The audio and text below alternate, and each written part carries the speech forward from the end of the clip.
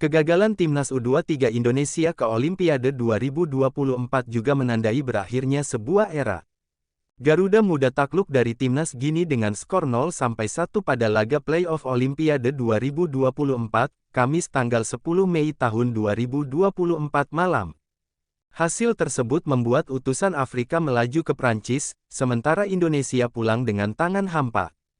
Witan Sulaiman menjalani laga terakhir di Timnas U23 Indonesia sebagai kapten, Rizky Ridho dan Pratama Arhan juga pamit. Kegagalan Timnas U23 Indonesia ke Olimpiade 2024 juga menandai berakhirnya sebuah era. Garuda Muda takluk dari Timnas Gini dengan skor 0-1 pada laga playoff Olimpiade 2024, Kamis tanggal 10 Mei tahun 2024 malam. Hasil tersebut membuat utusan Afrika melaju ke Prancis, sementara Indonesia pulang dengan tangan hampa. Sedikit yang tahu, laga di Stadion Mini Pierre Pibarot itu juga menjadi ajang pamit bagi sejumlah pemain. Konteksnya adalah sejumlah pemain yang tak lagi memenuhi syarat membela Timnas U23 karena akan melewati batas usia. Pemain paling senior dalam hal Caps adalah Witan Sulaiman, yang menjalani pertandingan semalam sebagai kapten. Witan pertama kali muncul dalam usia 15 tahun di Timnas U19 pada 2017, dan sejak saat itu rutin membela Timnas Junior.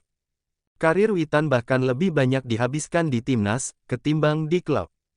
Dilansir dari Transfermarkt, pemain asal Palu mengoleksi 116 penampilan bersama Timnas U19, U23, hingga senior. Sebaliknya, ia hanya mencatatkan 66 penampilan bersama klub, tak satu pun dicatatkan bersama Lechia Gdansk.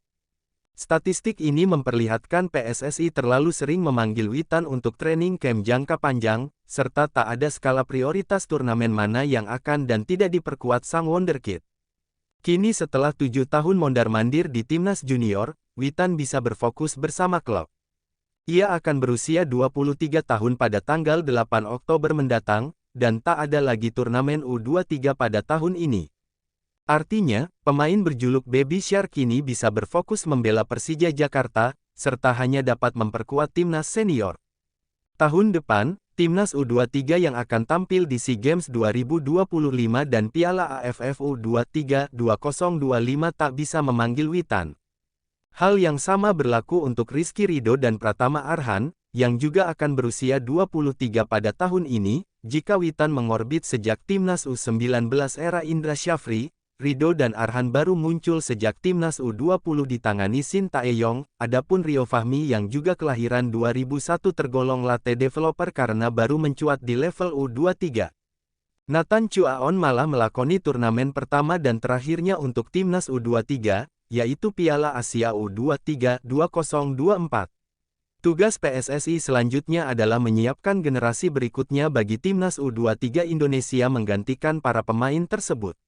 Daftar pemain kelahiran 2001 yang pamit dari Timnas U23 Indonesia: Witan Sulaiman, Rizky Ridho, Pratama Arhan, Ilham Rio Fahmi, Alfeandra Dewangga, Adi Satrio, Nathan Chuaon,